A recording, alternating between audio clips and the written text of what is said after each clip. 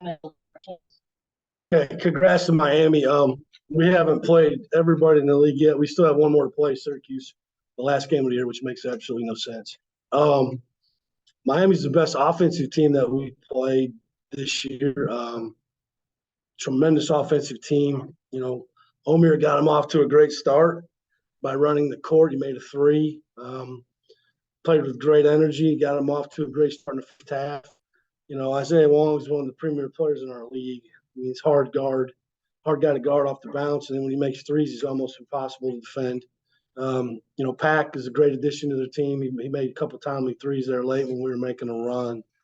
And I think that if you ask coaches in the league, I think Cameron Hilders for me and probably Jordan Miller be two of the most improved players in the ACC this year. And so they've got a really good basketball team, great crowd, very energetic. And it was a fun building to play in. I thought we got off to a bad start in both halves. Even though we cut it to 3 1/2, we were in good shape. We had a chance to tie it twice. In the first two possessions of the second half, had wide open threes by guys that can really shoot the three. We missed them, and then they got some momentum going. They got the lead up to double digits. We went to the triangle on 2 on Pack and Wong. I thought that helped us get back in the game. But turnovers are the end of the day. That really hurt us, man. We had 22 turnovers. We didn't have that many, but felt like it. We had 19. It's not typical for our team. We're a single-digit turnover team, and it's just really hard for us to win. When you go on the road and you score 87 points and make 15 threes, you should have a great chance to win, but the turnovers, I think, at the end really hurt us.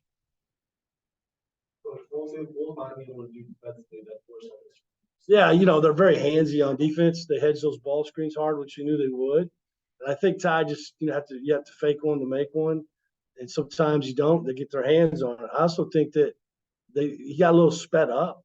He's not a guy. He plays at his own pace a lot, but it's pretty hard charging. And I thought a couple times he probably got sped up. He tried to throw the lane line skip a little too much, and when the play was really behind him, and he's really good at reading ball screens, guys. I mean, he's unbelievable. And so that was a little uncharacteristic of him. Then we had some other guys that you can't have those atomic bomb kind of turnovers in a high-level game like that. And so combination of us probably being sped up and Miami having really active hands.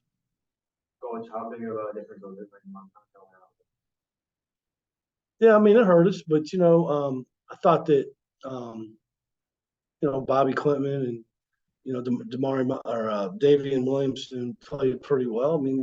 Obviously we'd like to have Damari in there, but that's part of it, man. And I'll have to go back and look. I thought he was just tossing his headband to me. I don't really understand what the technical is all about, but Bill Covington's a good ref, and I trust him. So, but I didn't see it. I was picking up the headband, and then when that happened, but you can't do that because it costs him a personal foul. What does Miami do that you think makes them the best opportunities? Well, they can score from 5 spots. That's a good start, right? It's hard to take their ball from them. They all are pretty darn good ball handlers, and they can score it in a bunch of different ways. It's not just threes. They can get to the rim. Listen, we played drop coverage, and they made a lot of tough twos. And we gave them – well, I didn't give them to them, but those are shots you got to make. A lot of teams can't make that shot, right? You got to make your decision how you guard those ball screens. And I'd rather do that than give up threes, okay? And, if you go ice, which we used to do, then you got to pull in, and then they play across the midline, and you're closing out the shooters and, packing those guys. That's like playing horse.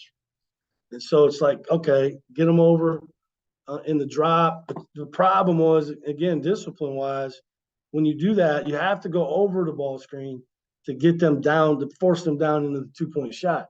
And I go back and look, I promise you 2 or 3 times we went under, they probably made a 3.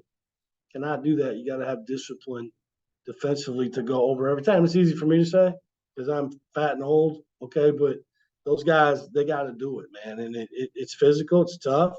Omer is a physical screener, and then he runs to the rim. So you got to box him out too. And so they put you in a lot of tough situations on offense or defense.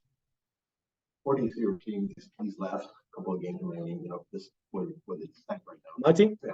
Yeah, I think we still got a lot out in front of us, you know. I'm pretty good at blocking out the noise of the experts of all the tournament stuff. You just got to play the next one in front of you. This was a hard loss today for us because it was a quad one opportunity for us on the road. And the only chances to get quad one wins in our league are on the road. Really, truthfully, it's hard to. We don't have anybody in the top 30, I don't think, right now, and so it's hard to get one at home. You know, NC State poses another big game for us. A rival, another quad one opportunity, I'm sure.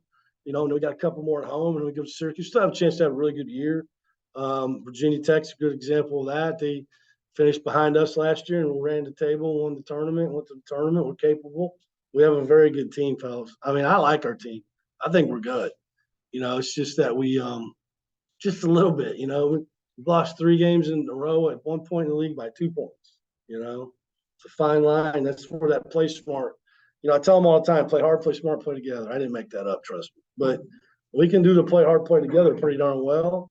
But sometimes the play smart's not there. You know, and when you play in a high level game like this, you have to. Now you can't question their fight because Miami had a chance. They wanted to knock us out a couple times, and we went to the canvas and we spit it out and came back out and started swinging.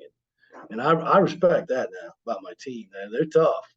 You know, just not quite enough to beat I think, an elite team. Listen, last year I came in here at New Year's Day, and we got beat. And I called a couple guys in the so-called experts in the media, and I said, "Hey, Miami's really good. They're really good. They got great guards. Oh, they lost to so-and-so in November." I said, stop. Teams get better and better and better, right? And they went to the Elite Eight. Now, they walk out there on the court and you say, well, they don't look very big. It doesn't matter. They know how to play basketball. They got a really good team. And they got a lot of confidence. And I think they can once again make a deep run in the tournament. I wouldn't be surprised. They could win the league. I mean, I don't know how it's going. I'm just trying to win the next game, but I'm sure they're right there having a great chance to win the league. Anything else? All right. All right, guys. Thank you. Yo-yo.